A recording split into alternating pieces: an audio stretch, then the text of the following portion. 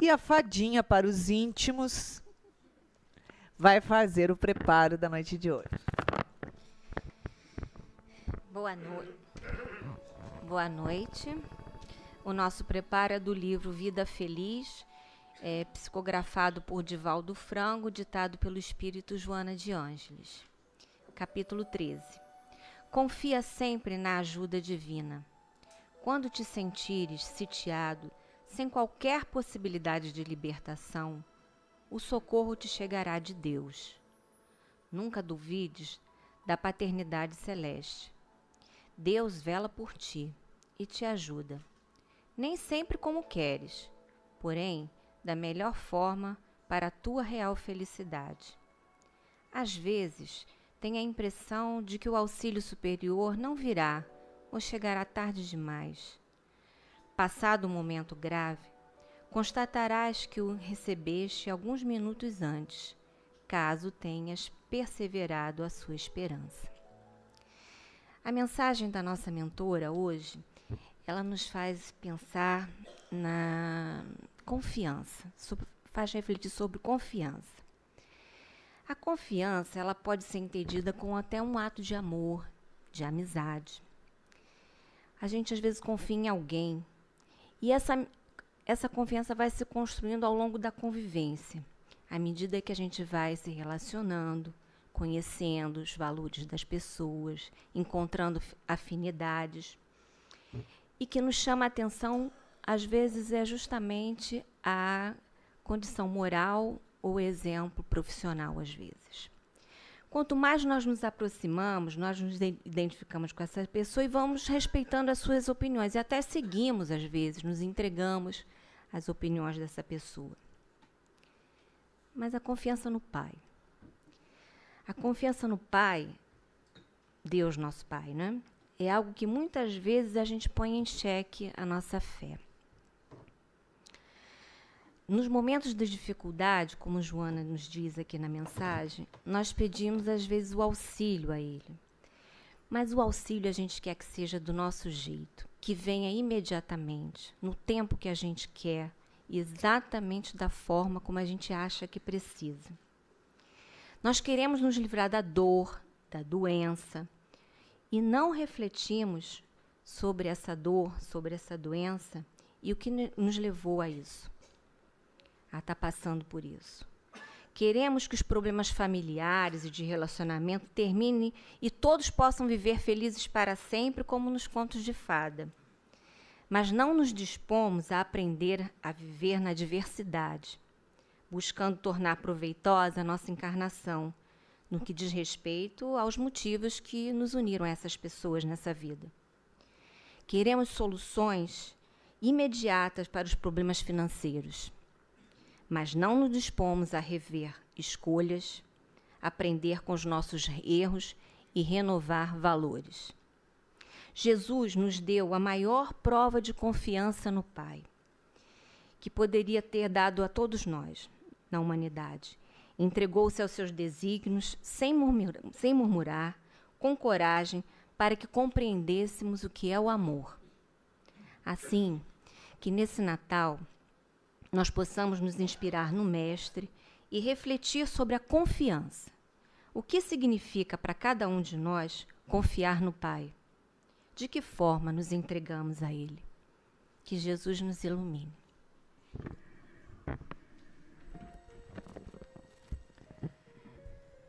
Jesus, amigo mestre, que nos envolve nesta noite de hoje, onde aqui viemos, Senhor, para comemorar o seu aniversário, a sua vinda à Terra, para homenageá-lo e estarmos mais juntos de Ti. Pedimos a Ti, pedimos à nossa mentora querida que envolva com seu carinho e a sua inspiração o Luiz Mário, trabalhador da casa, nos estudos que ele nos traz para homenageá-lo, Senhor. Graças a Deus.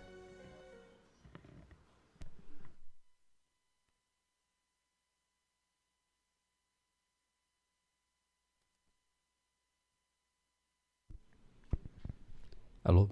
Foi. Om. Pode estar ligado, mas Om é o som da criação do universo. Eu acho que os hindus sabiam disso e essa palavra é interessante, né? Om, eu gosto dela porque isso vem da Índia e os hindus dizem que quando o universo é criado, né, no Big Bang, o som, não é o som porque não tem ar, né, mas o som da criação é Om, né? E a palavra Om em grego, que vai dar ontos, significa ser, né? E no inglês vai dar o quê? Luz, liga, tá certo? Então que vocês estejam iluminados pela presença do Senhor no mundo, porque estamos comemorando o Natal do nosso Senhor, né? É uma data extremamente auspiciosa, e porque a luz visitou o mundo, né? E aqueles que ouvem a voz do Senhor são capazes de compreendê-lo e segui-lo, né? Então, como vocês estão aqui reunidos, eu entendo que vocês são parte do rebanho do nosso Senhor.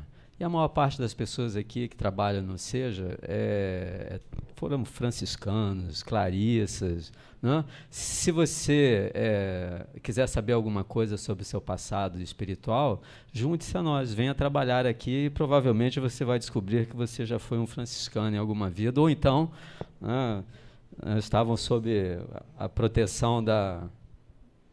Posso revelar? Não posso revelar. Deixa pra lá.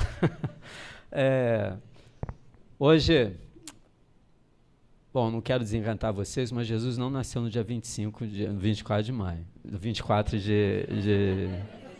de dezembro, tá? Perdão, 25 de dezembro, né? Não, é porque Jesus nasceu ou no final de abril ou em maio, a gente não sabe ao certo, porque no Oriente eles não têm essa precisão de data, o dia tal.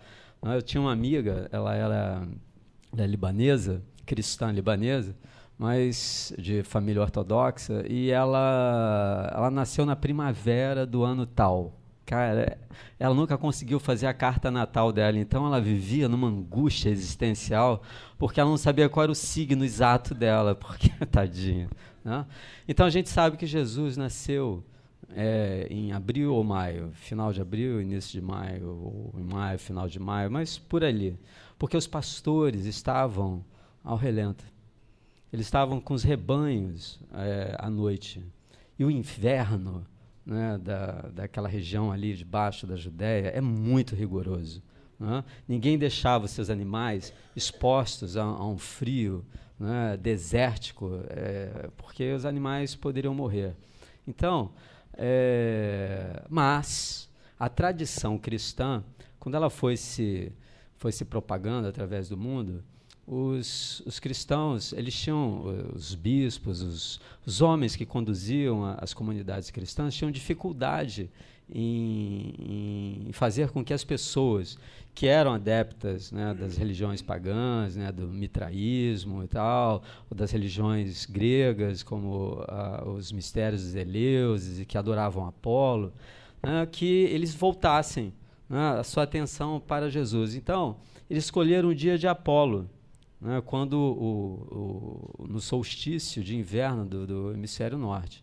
Então, quando o Sol começa a voltar para a Terra, que é a vinda de Apolo, eles identificaram ali a data de Jesus.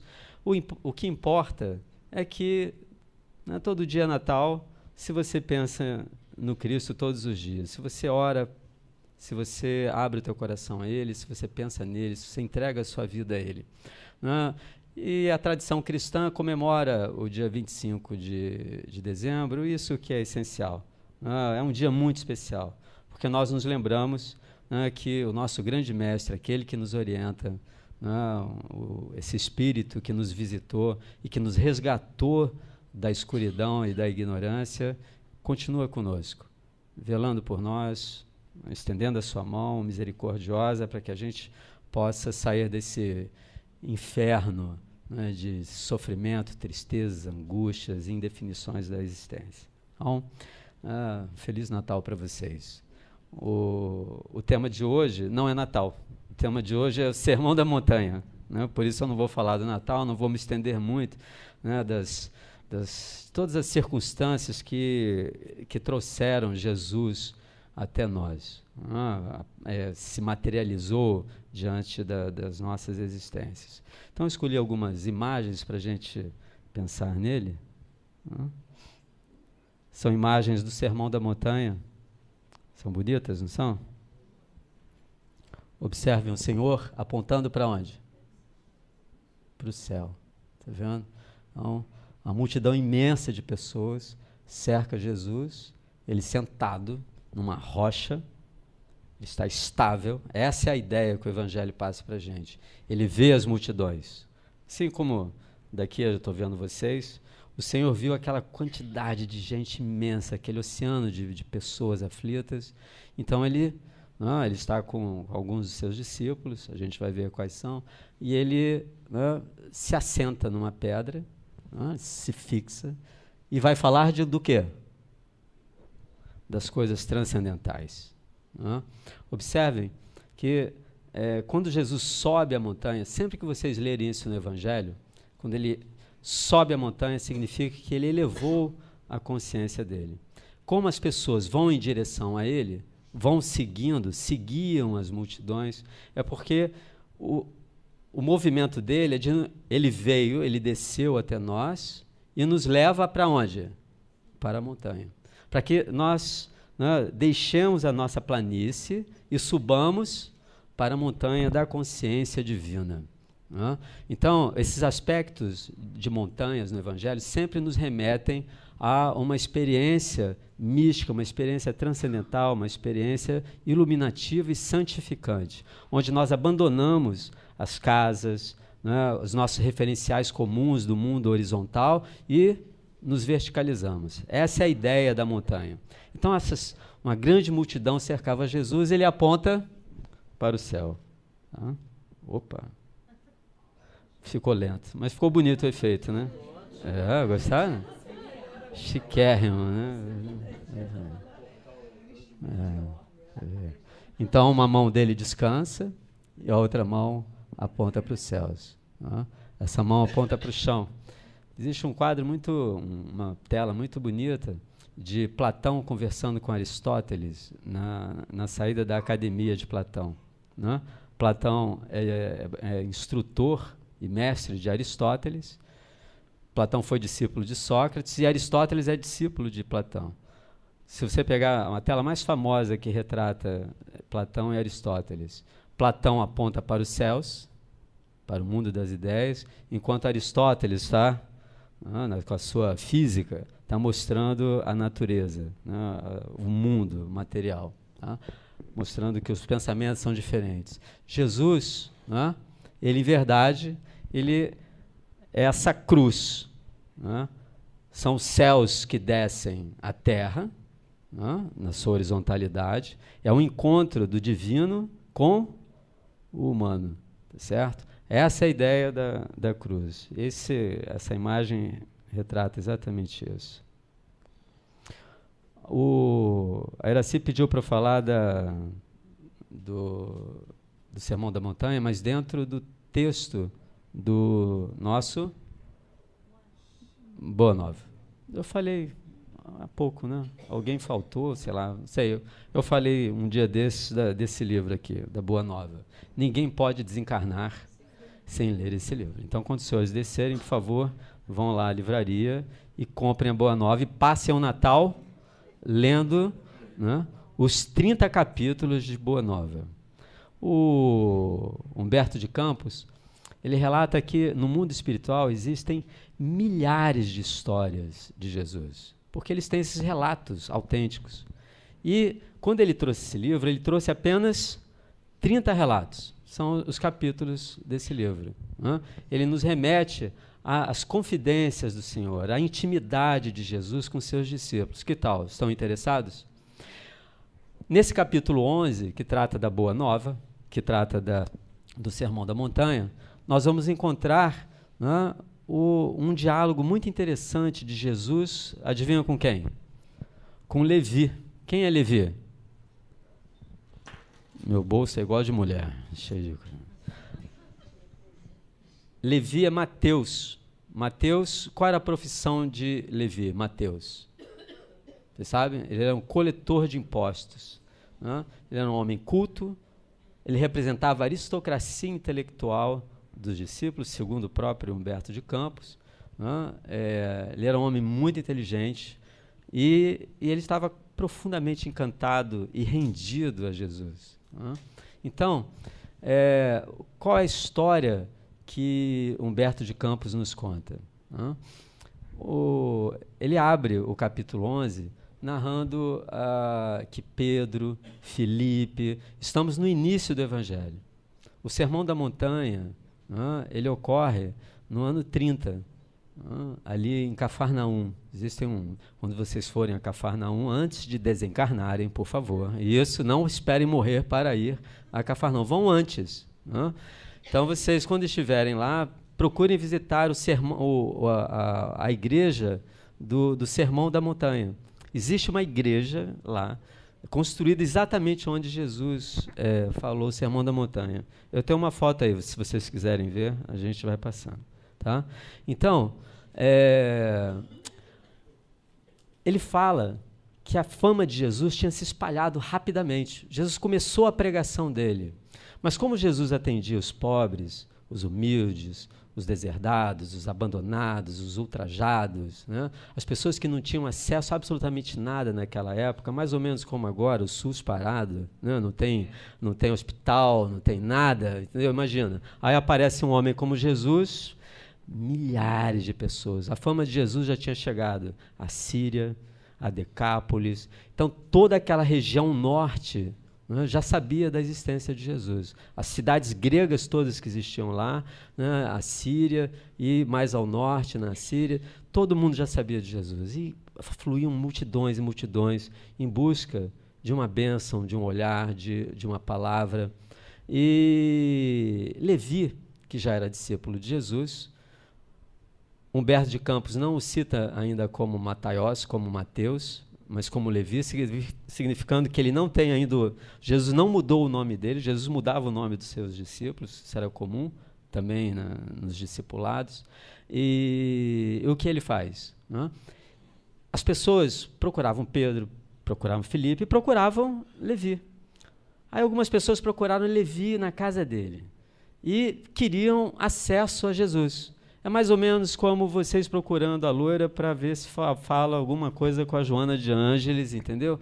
Então, e entre os três, no grupo todo, havia 3 pessoas, né, que Humberto de Campos nomeia essas pessoas. É isso que é o gostoso do livro, porque ele se torna uma coisa comum, é o dia a dia das pessoas de Jesus, não são histórias, não são lendas, são histórias verídicas. Na casa de Levi havia 3 pessoas num grupo grande que procurava Jesus através dele. Né? Havia o Lisandro, havia o Áquila e havia Pafos. Nomes estranhos? Vocês dariam para os seus filhos esses nomes? Não. Lisandro e Pafos são nomes gregos. E Áquila é um nome romano, latino. Tá certo? Você veja, nenhum dos nomes é um nome semita, hebraico. Né? Levi é um hebreu. Né? Os discípulos de Jesus, seus apóstolos, são judeus nesse momento, né? Os mais chegados a ele. Mas as 3 pessoas que estão na casa do Levi são 2 gregos e 1 romano. Tá? Aí, Mateus, ou Levi, diante da sua... né, tendo em vista a sua intelectualidade, vendo aquelas pessoas, ele identifica no Lisandro um homem, né, aleijado. É assim que Humberto de Campos o define. Ele é um aleijado. O Áquila, né, ele é um sujeito que foi abandonado pela família sob sérias acusações. A gente não sabe o que é. E quando ele cita o Pafos, né, ele fala que é um ser cheio de angústias. Então, e eles procuravam porque o que eles ouviam de Jesus? Que Jesus era uma pessoa, um ser humano profundamente misericordioso e anunciava um Deus amoroso, um Deus que perdoa, um Deus que acolhe, um Deus que sustenta, um Deus que resgata, um Deus que dá vida, um Deus que ilumina você. E não um Deus que te pune, um Deus ao qual você tem que temer. É um Deus que merece ser amado porque Ele ama você profundamente. Então, quando o Mateus, ou Levi, vê aquelas pessoas, o interesse dele, como todo judeu naquele momento, era o quê? Que tipo de Messias eles esperavam? Um Messias guerreiro, um Messias que expulsasse os romanos das suas terras e trouxesse a grandeza para Israel dos tempos de Davi, dos tempos de Salomão, em que Israel seria a nação mais poderosa do mundo, como hoje, por exemplo, são os Estados Unidos. Bom, obviamente, quando ele vê aquela gente maltrapilha, humilhada, ele entende que aquelas pessoas não têm nada a colaborar com o reino do Senhor. Então, ele é muito duro com essas pessoas. E ele fala no rosto deles: mas você, Lisandro, aleijado como tu és, o que tu podes oferecer ao Evangelho? E você, Áquila, acusado pela família, abandonado, solitário. Mas vejam o que Humberto de Campos está destacando, que são exatamente essas pessoas, os abandonados, os injuriados, os acusados, os aleijados, os aflitos, que são objeto de atenção de quem? Do Senhor. E por que Jesus é assim? A gente vai ver. Então, Mateus é muito duro com eles, diz que eles não têm nada a oferecer à boa nova, ao reino que está sendo anunciado.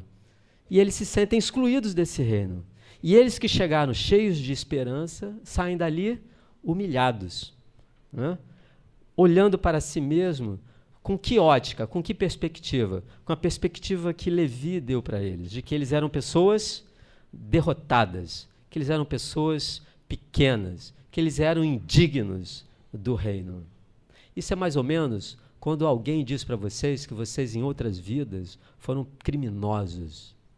Não ouçam essas pessoas dizerem isso para vocês, porque não importa para o Senhor o que qualquer um de vocês tenha feito em outras vidas ou nessa vida. O que importa para o Senhor é que você tome uma decisão definitiva na sua existência e faça a metanoia. Mude a sua mente, se abra para o sagrado e tudo será possível para você. Porque o Senhor garante esta soteria, essa salvação. Porque Ele quer tirar você da ignorância. Essa é a mensagem do Cristo. Essa é a mensagem essencial. Então, logo que essas pessoas saem, o grupo deixa a casa, chegam quem? Chegam Jesus e André. Quando chegam Jesus e André, sentam-se os três e Mateus, ingenuamente, fala para Jesus como ele expulsou aquele bando de gente que não tinha nada a oferecer ao Evangelho. Nada. E Jesus... Humberto de Campos vai narrando de uma maneira doce e suave, ele mostra que não é nada disso. Ele toca o ombro de Mateus, de Levi, olha para ele profunda e bondosamente e começa a instruir Levi. Ele diz: Levi, o que você espera? Que os romanos divulguem o Evangelho? Se eles divulgarem o Evangelho, eles virão com quem? Com seus exércitos. Eles não vão pregar nas estradas poeirentas. Eles vão querer colocar pedras nas estradas, fazer estradas, construir templos de pedra imensos. Olha só, Jesus adiantando o futuro.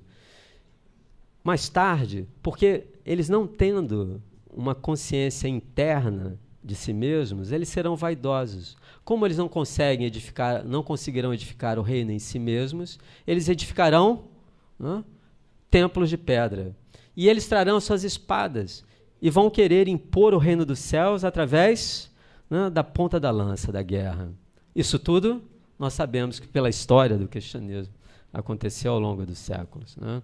Hoje a gente vê essa mesma mentalidade no Estado Islâmico, né, que todos nós seremos convertidos, né? Se a gente, né, não orar, não tiver, né, a atitude dos mártires, né, quando a gente reencarnar, a gente voltará para um mundo muçulmano praticamente, né, por causa da agressividade deles, né? Mas nós cristãos já fomos assim no passado, exatamente porque nos afastamos da mensagem simples e profunda do Evangelho para os artifícios da mentalidade humana, tá? Então, o que nós temos? Jesus mostra, e Mateus, o que ele diz para Jesus? Mas eu só queria, né, apressar a vinda do Evangelho. E Jesus diz uma coisa fantástica para ele. Ele diz: Levi, o Evangelho é para as pessoas que estão desiludidas do mundo. A boa nova, você não dá uma boa notícia para um homem que está confortável no mundo. Um homem que está confortável no mundo tem abrigo, tem alimento, tem dinheiro, tem suas viagens, seus carros. Imagine, tragam para hoje, vocês entenderão do que Jesus está dizendo. Elas não estão pensando no sagrado. Elas não estão pensando em Deus. Elas gostam do mundo, porque, né, elas estão identificadas com o mundo. Então, o Evangelho é para quem? O Evangelho é para aqueles que se desiludem do mundo. Quando você se desilude do mundo? Um Pafos aflito é um sujeito que não tem mais nenhuma expectativa nesse mundo. Um aleijado como Lisandro, que é um excluído da sociedade, que não pode trabalhar, que não tem recursos, né? Ele é um homem que está buscando o quê? O mundo desistiu dele. Ele não tem nada a oferecer ao mundo, então ele busca Deus. E esse foi o Lisandro. E o Áquila, que foi abandonado pela família, talvez alguém aqui seja separado, ou familiares, como a Iraci estava dizendo, né, que tem gente que... Quem é essa pessoa na sua família? Jesus vai dizer que todas essas dores, todas essas dificuldades, não importa quem atravesse o seu caminho ou chegue no seu lar, seja um parente difícil, não importa. Todos são luzes do Senhor na sua vida. Por quê? Porque todos eles, quando o seu espírito entra nesse estado de aflição, nesse estado de aleijume em relação às coisas do mundo, quando você está abandonado pelas facilidades do mundo, então você se volta para quem? Para o sagrado. E quando você se volta para o sagrado, você se torna um servidor do Senhor. Você se torna, né, uma pessoa que realmente, né, instala o Evangelho no mundo. Por que isto? Porque o Evangelho ele não é aprendido de fora para dentro. Ele é aprendido como? De dentro para fora. Nós vamos estudar a história do cristianismo aqui, nós vamos estudar os evangelhos originais durante o ano, e vocês vão ver que a mensagem, né, é uma mensagem de compreensão, né, de clareza. As últimas palavras de Jesus, né, nesse capítulo são para Levi. Por quê? Porque naquela tarde, está próxima, mais ou menos umas 3h30, 3:45 da tarde, que seria hoje, Jesus parte, porque chegam Pedro, né, e chega Tiago. Né? Então Jesus sobe com os discípulos, sobe com João, sobe com Tiago, sobe com Pedro, sobe com Levi, sobe com André. Eles vão para a montanha e ele fala o quê? O Sermão da Montanha. O primeiro comentário do Sermão da Montanha é de Santo Agostinho, o nosso querido Santo Agostinho, né, que está presente em quase todas as páginas espíritas do início. Né? Eu tenho até que horas que eu nunca falo de noite aqui. Desculpa. Só para não me perder. Você vai falar até 10:09. Até 10:09? Então, dá tempo. Então, o que nós temos? Jesus, então, sobe. E Mateus, Levi, né, vai com ele. Vai bem próximo de Jesus. Por isso, quando nós lemos o Sermão da Montanha, o Sermão da Montanha está em Lucas também? Está em Lucas. Né? Por quê? Né? Lucas, ele foi discípulo de Paulo e ele conheceu muito Maria.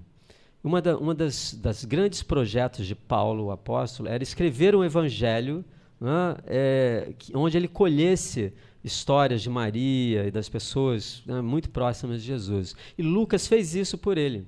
Por isso que Lucas é muito ligado a Maria e traz algumas histórias. Mas o Sermão da Montanha em Lucas está no capítulo 6 e fragmentado por outras passagens.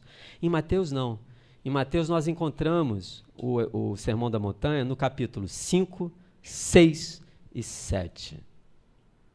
Se você não ler mais nada na sua vida, o que você deve ler? Sermão da Montanha. Gandhi, ele dizia uma coisa que virou algo antológico. Se todos os livros espirituais do planeta se perderem, todos, mas restar apenas o Sermão da Montanha, os 3 capítulos de Mateus, nada terá sido perdido. Nada se perdeu. Por quê? Porque o Sermão da Montanha é a carta magna daquilo que Jesus nos ensina. Se você quiser entender a mensagem de Jesus, o que você deve ler? O Sermão da Montanha. No capítulo 1, Mateus fala da vinda de Jesus, né, da sua infância. No capítulo 2, né, o seu retorno para a Palestina, para a Galileia. No capítulo 3 e 4, no capítulo 3 nós vamos encontrar a tentação do Senhor, no capítulo 4 está fazendo os discípulos, e no capítulo 5 nós temos o Sermão da Montanha. Capítulo 6, Sermão da Montanha. Capítulo 7, Sermão da Montanha. 57,9%, olha, número preciso, eu aprendi isso com o meu amigo, quando a gente quer mentir, a gente fala em decimal, entendeu? Quando você põe uma decimal, as pessoas acreditam mesmo, porque 57,9 não é 57,8 ou 3, não, é preciso, é exatamente isso. Ou seja, 60% aproximadamente, portanto, do Evangelho segundo o Espiritismo, adivinha o que é? Adivinha? Sermão da Montanha. Então, se você ler os 3 capítulos nesse Natal, né, você terá lido 60% do Evangelho segundo o Espiritismo. Dos textos que Kardec utiliza para construir, né, uma hermenêutica, uma explicação, né, do ponto de vista espírita, reencarnacionista, da mensagem do Senhor. Tudo bem? Então, é bastante significativo isso. São lindas, né? São de vários autores. Isso não é um quadro, isso é uma foto do local de onde Jesus fez o Sermão da Montanha. Está vendo essa planície, isso aqui? Tá? Foi mais ou menos por aqui. Bonito? A gente pensa lá sempre como um deserto, né? Mas a Galileia é um jardim. A Galileia, em hebraico, significa o quê? Jardim fechado. Tá certo? Então, é um lugar paradisíaco, é muito lindo. Jesus escolheu um belíssimo lugar para pregar. Né? Quando vocês vão lá? Paulo, quando desencarna, ele desencarna na Via Ápia. Ele é degolado, né? Ou decapitado praticamente num golpe muito rápido e certeiro de Tigrino, um preposto de Nero. E ele cai ali na Via Ápia. Né? Mas o espírito dele logo depois é levado, né, por hostes de anjos, e ele quer visitar os locais onde, as igrejas que ele fundou e os locais onde Jesus pregou. E os anjos todos, aquela coorte de espíritos, o leva, né, para a Galileia, né, que é o cenário mais importante. Olha que lindo. Bonito? Estão gostando, né?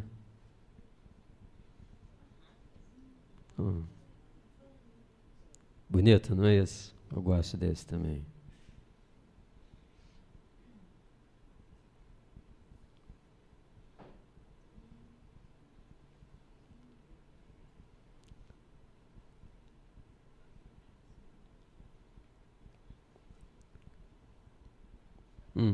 Começamos a palestra. São Francisco, muito bonito, né? Nossa Clara de Assis, Joana de Ângeles. João foi o discípulo amado. Francisco de Assis, ele é a reencarnação de João, o evangelista, tá? Irmão de Tiago. Isso aqui é um mudra, é um gesto, né, que era muito comum em Jesus. São ícones da antiguidade, que muda a mente. Você veja, olha só. Isso tem um significado, um dia a gente fala disso. Sabe por que eu trago esses ícones de Jesus? Porque nós devemos ficar olhando para quem? Ao invés de ficar olhando para a bolsa, Fendi, não sei o que lá, Dior, entendeu? Carro, sei lá, apartamento, dólares, assim. Você fica pensando em quem? Em Jesus. Eu passo horas orando, aí eu pego e fico olhando para a face do Senhor. Fico olhando. Então, quando me xingam na rua, eu penso em Jesus. Bem-aventurados sois vós quando vos injuriarem, vos perseguirem. Tá?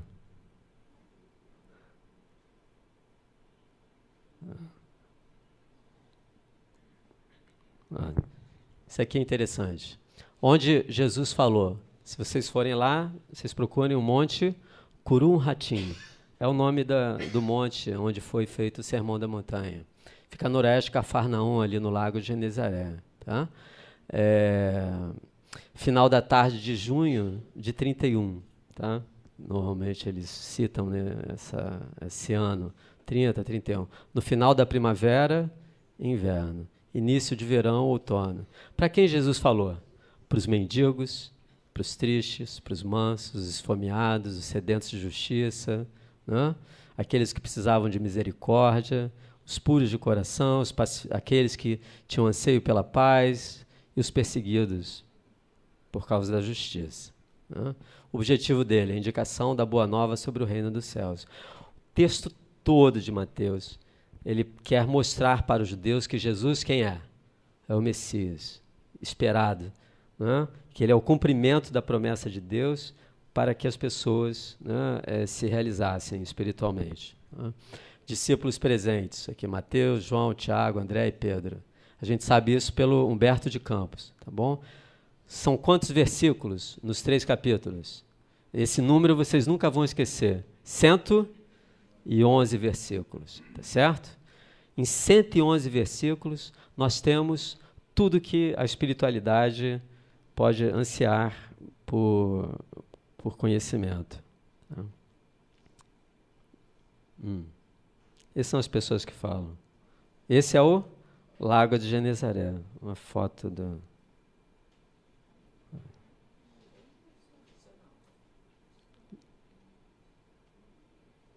Essa é a igreja das bem-aventuranças, é o nome dela. Então, no capítulo 5, nós temos quantos versículos? 48. No capítulo 6, 34. No capítulo 7, 29 versículos. Tá certo? Vocês querem saber do que fala o Sermão da Montanha? Facinho, olha só. À vista das multidões, subiu Jesus a um monte e sentou-se. Acercaram-se dele os seus discípulos, e ele, abrindo a boca, estômatos, a boca, não é os lábios, pôs-se a ensiná-los, dizendo: bem-aventurados os que mendigam o espírito, porque deles é o reino dos céus. Aí Jesus falará as bem-aventuranças, e Levi fica ouvindo, extasiado, Jesus falando aquilo, e ele compreende o que Jesus realmente queria dizer. Jesus falará 8 bem-aventuranças. Aí teremos a missão dos discípulos. Olha que interessante. Tudo que a gente espera. Você quer ser um cristão? Então está aqui. Missão dos discípulos. O sal da terra, a luz do mundo. Então Jesus não diz que você é um pecador miserável, cheio de karma. Ele diz que você é o sal da terra. Quem você é? O que você é? Você é a luz do mundo. Em João, Jesus, na sua despedida, ele diz que ele é quem? A luz do mundo. E no Sermão da Montanha, ele anuncia para as pessoas: vocês são a luz do mundo. E quando ele se retira do mundo, ele diz: eu sou a luz do mundo. Jesus e a lei antiga. Aí Jesus vai bater forte. Ele vai dizer: Ele vai falar para nós nunca julgarmos as pessoas e vai dizer, vocês têm ouvido os antigos dizerem, porém eu vos digo. Esse porém eu vos digo, Jesus está fazendo o quê? Uma reforma profunda. Ele está trazendo conceitos que aquela humanidade não tinha ainda, não havia no mundo. Então ele vai falar sobre homicídio, sobre adultério, vai falar sobre os juramentos, para você não jurar, retribuição, tendes ouvido o que foi dito, olho por olho, dente por dente, amor aos inimigos. Olha só, ele fala para você amar seu inimigo. As esmolas, como você faz caridade, a oração, já no capítulo 6, então ele ensina você a orar, ensinará o Pai Nosso. Se ele ensina oração, o que ele ensina também? Jejum. Oração, jejum. Tesouros terrestres. Se você é apegado a essas coisas do mundo, ele vai te dar instrução sobre isso. Sobre as preocupações que as pessoas têm em relação ao mundo, com o que comer e o que vestir. Então ele falará dos lírios e falará dos pássaros que não ceifam, que não plantam e não ceifam. Os juízos descaridosos, de você fazer juízos de valor sobre as pessoas. Eficácia da oração, a porta estreita, batei e abrir-se-vos-á. Falsos profetas, ele vai alertar para você não seguir pessoas que têm um discurso que não conduz o indivíduo a Deus. E ele vai falar da ilusão própria dos discípulos. Uma coisa é você ser iludido pelos outros. Em seguida ele fala das pessoas que se iludem por si mesmas. Tá? Nem todo aquele que me disser Senhor, Senhor, entrará no reino dos céus. A ilusão. Cuidado, vocês têm que ler o Sermão da Montanha. A parábola do edifício. Jesus conta a primeira parábola dele em Mateus, que é, você constrói um edifício sobre rocha, nunca sobre areia. Tá bom? Então todo o nosso edifício espiritual tem que ser firme como Jesus sentado naquela rocha. A cura de um leproso, tá? Porque termina o capítulo 7 e Jesus desce o monte. Quando termina o capítulo 4, as multidões o seguem. Jesus sobe a montanha, vê e para e dá a instrução. E o Sermão da Montanha termina com Jesus descendo o monte. E quando ele chega de novo nas planícies, quem ele encontra? Um homem impuro. E qual é a ação do Senhor descendo ao mundo de novo? Purificando. Tá certo? Então ele nos eleva para que quando nós voltemos ao mundo, o banho de luz, de conhecimento, nos purifique e nos faça viver neste mundo de maneira transcendental. Isso aqui é como se lê o Evangelho. Eu não vou... Leitura orante. Um dia eu ensino isso para vocês. Apaga a luz aí para mim, para a gente terminar. 2 minutinhos.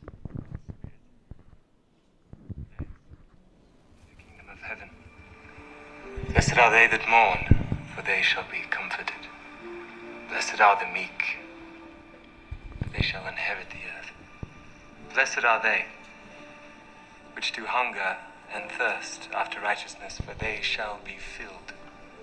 Blessed are the merciful, for they shall obtain mercy. Blessed are the pure in heart, for they shall see God. Blessed are the peacemakers, for they shall be called the children of God. Blessed are they which are persecuted for righteousness' sake, for theirs is the kingdom of heaven. Blessed are ye, when men shall revile you, and persecute you, and shall say all manner of evil against you falsely, for my sake.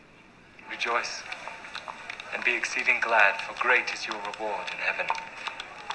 For so persecuted they the prophets which were before you. Ye are the salt of the earth, but if the salt has lost his savour, wherewith shall it be salted? It is thenceforth good for nothing, but to be cast out and to be trodden under foot of men. Ye are the light of the world. A city that is set on a hill cannot be hid. Neither do men light a candle, and put it under a bushel, but on a candlestick, and it giveth light unto all that are in the house. Let your light so shine before men, that they may see your good works, and glorify your Father which is in heaven.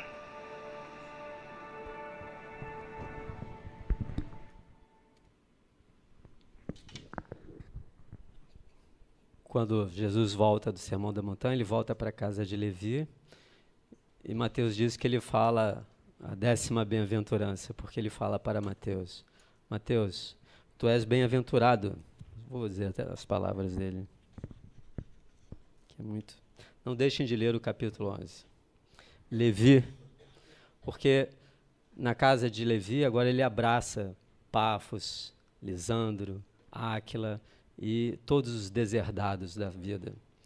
E Jesus, então, sorrindo, observando a atitude nova de Mateus, ele o chama e diz assim: Levi, meu coração se rejubila hoje contigo, porque também são bem-aventurados todos os que ouvem e compreendem a palavra de Deus. Um bom Natal para vocês. Passem o Natal lendo o Sermão da Montanha. Que Jesus ilumine as suas vidas, o seu coração e as suas famílias. Muita paz.